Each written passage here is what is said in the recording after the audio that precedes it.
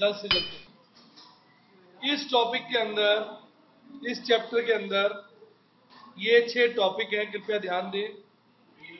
कुछ लड़कियां मैं देख रहा हूँ गप्पों में लगी हुई।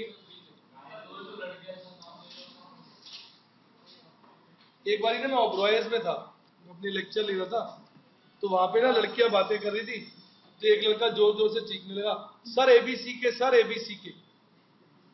मैं बड़ा हैरान हुआ। पहले मैं थोड़ी देर चुप बैठा रहा, मैं शायद मुझे नहीं पता, इन सबको पता हो, कोई खास। आजकल बच्चों के बड़े शॉर्ट फॉर्म्स होते हैं ना, मैंने कहा ऐसा अच्छा नहीं लगता, चुप चुप रहा। फिर थोड़ी देर बाद देखा मैंने 2 लड़कियां बात कर दी, फिर वो लड़का बोला सर एबीसी के, एबीसी के। अब मेरे से रहा नहीं गा, बोला बेटा ये एबीसी के क्या होता है? कह रहे सर आओ बहन चुगली करें, आओ बहन चुगली करें। चलिए,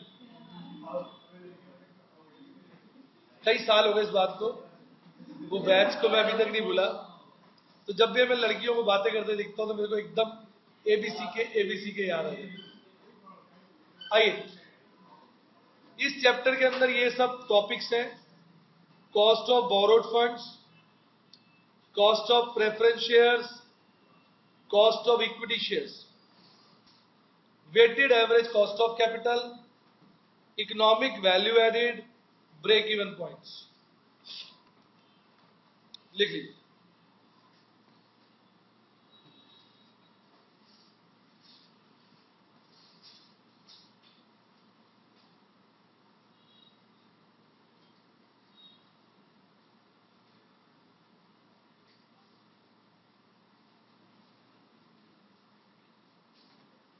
आगे देखिए।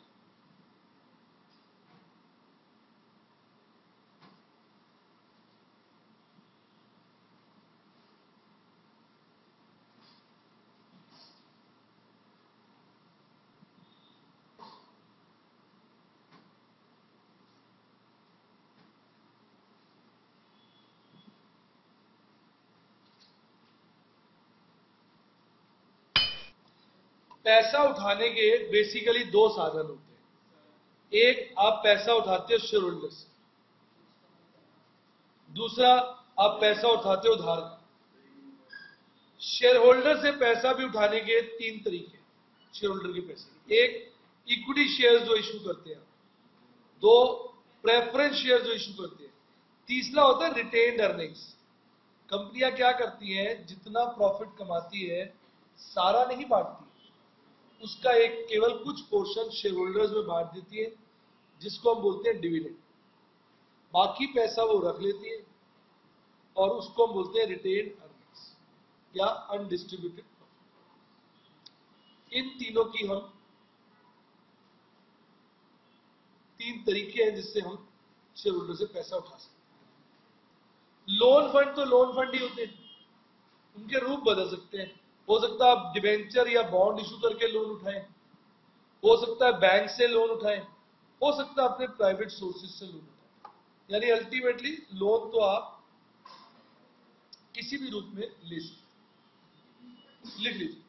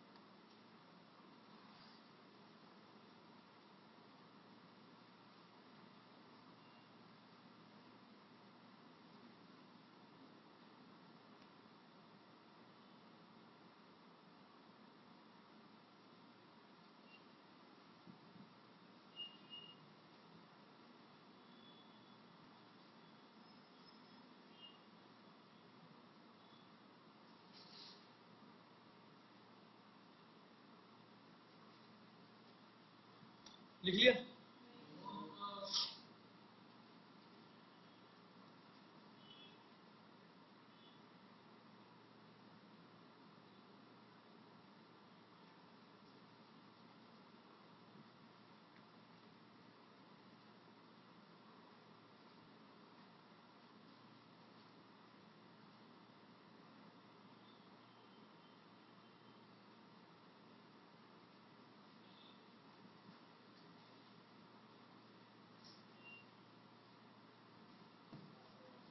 चले।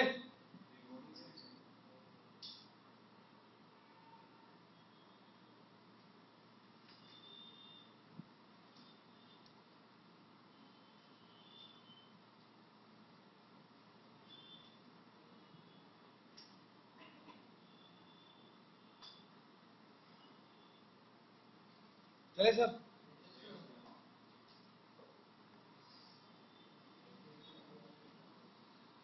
देखिए, अब जो उधार होता है वो तीन तरह का हो सकता है। एक इररिडीमेबल डेट, वो पैसा जो आप कभी भी नहीं लौटाएंगे, उस पे अंत काल तक, आदि काल तक, अंतहीन तक बोलना चाहिए, सिर्फ ब्याज देंगे। ऐसा पैसा वही लगाते हैं जो बिजनेस में बहुत डीपली इन्वॉल्व, जैसे कंपनी के कोर प्रमोटर्स होते हैं। कोर प्रमोटर मतलब मेन प्रमोटर्स।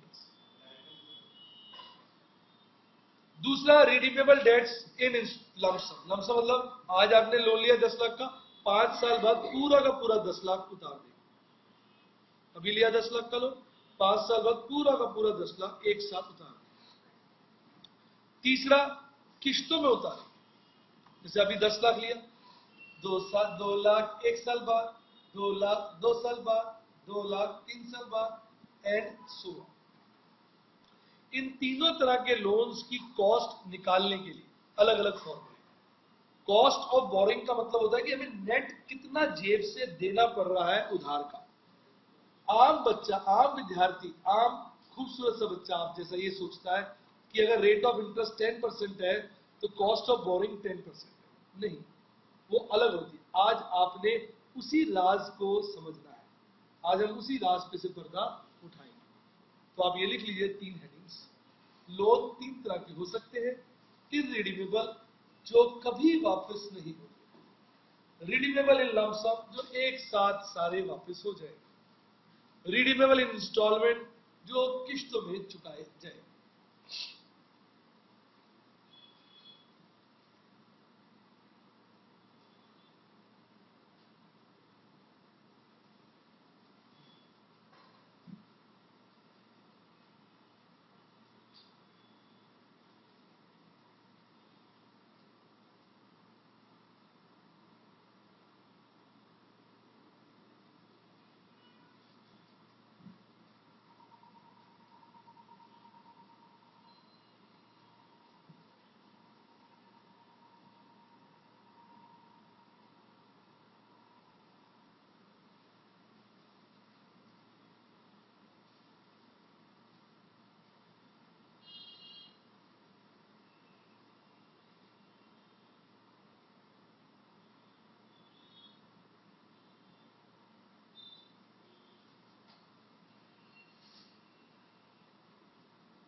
लिख लिया।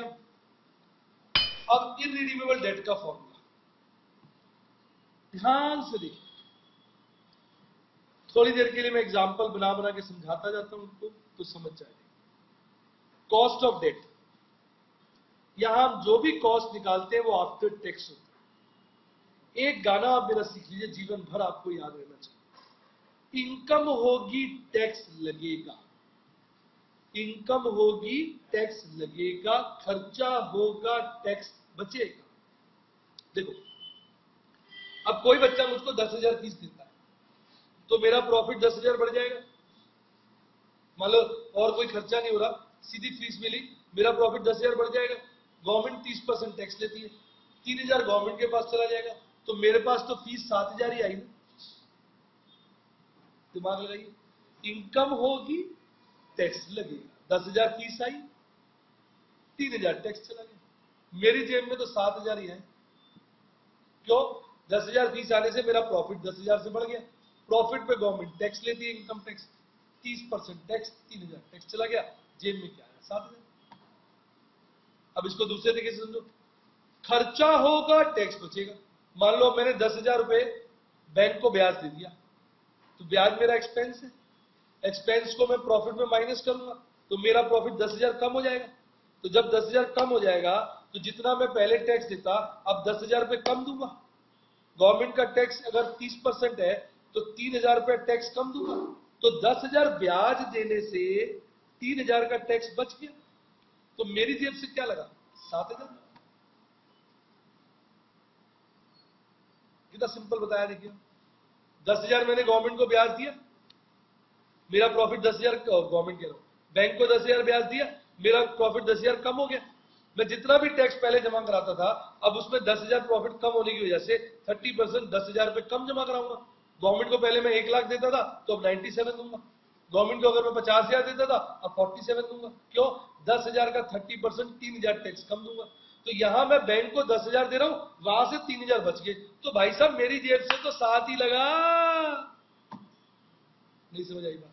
तो इस चीज को आप ऐसे निकाल सकते हो ना, 10,000 ब्याज हो गया इंटू 1 माइनस 30% टैक्स बच गया, तो मेरी जेब से क्या लगा? 7,000। तो इसलिए हम क्या करते हैं, एनुअल इंटरेस्ट को 1 माइनस 30 से मल्टीप्लाई करते, ताकि जो टैक्स की बचत है वो माइनस होके इंटरेस्ट आए। रिपीट। और नीचे लिखते हैं हमारे को लोन की नेट प्रोसीड क्या पड़ी। मान लो मेरा लोन है 1 लाख का। कितने का? मैंने 1 लाख रुपए रेस किया। पर बेटा कोई घर से निकलते हो आप, यहां आते हो, घर से फ्री में आ जाते हो, खर्चा नहीं होता। क्या खर्चा होता? फ्री पेट्रोल लगता। बच्चा कह रहा है मैं अपनी कन्वेंस से आता हूं, पेट्रोल लगता है। कोई रिक्शा से आता है, रिक्शा का पैसे खर्चते हैं। कोई मेट्रो से आता है, मेट्रो के। भाई जब घर से निकलो खर्चे साथ जुड़े हुए। घर से यहां आते हो तो खर्चा करते हो, अगर लोन उठाओगे तो पता नहीं क्या क्या खर्चा होगा। उस खर्चे को बोलते हैं फ्लोटेशन कॉस्ट। क्या बोलते हैं? मान लो हम ये मानते हैं कि भी 2% फ्लोटेशन कॉस्ट है। तो हम क्या करेंगे, जो 1 लाख रुपए हमने उठाया उस पर 2% खर्च हो गया, तो हमारी जेब में तो 98,000 ही आया। कहने को हमने 1 लाख का लोन लिया राजे, रिपीट, पर बेटे मिला तो 98,000 ही है ना। तो नीचे आप लोगे नेट प्रोसीड कितना? 98,000। फिर जब आप इसको इंटू 100 करते हो तो आपकी सही कॉस्ट आती है। इस कॉस्ट में आपने देखो क्या क्या कंसीडर किया। 1, टैक्स का benefit. 2, flotation cost. Flotation cost क्या था? पैसा उठाने का खर्चा। बस। अच्छा कभी कभी ना इशू प्राइस भी नहीं दिया होता, फ्लोटेशन कॉस्ट भी नहीं दी होती, तो प्रॉब्लम क्या आती है? नेट प्रोसीड क्या है? तो उस केस में आप मार्केट प्राइस को नेट प्रोसीड ले सकते हो। क्या ले सकते हो? अगर मार्केट प्राइस दे रखी हो ना, फिर आप मान लेना कि मार्केट प्राइस ही उस चीज की नेट प्रोसीड। हो गए सारे पॉइंट क्लियर? अच्छा फ्लोटेशन कॉस्ट का ये होता है, वैसे ये इशू प्राइस पे होती है। किस पे होती है? अगर आप 100 का डिवेंचर 150 का इशू करते हो तो ये 150 का परसेंटेज होती है। पर कभी कभी डिस्काउंट पे जब आप डिवेंचर इशू करते हो, मान लो 100 का डिवेंचर आप 90 पे कर रहे हो, तो फिर वो जो ब्रोकर वगैरह होते हैं ना, वो तो कहते हैं भैया हम तो 100 पे ही लेंगे ब्रोकर। तो उस केस में आप नोट देके किस चीज को, फ्लोटेशन कॉस्ट को परसेंटेज ऑफ फेस वैल्यू भी मान सकते हैं। क्या मान सकते हैं? ये मैंने दूसरे नोट में लिखा हुआ, ये लिखा है यहाँ पर। If issue is at discount,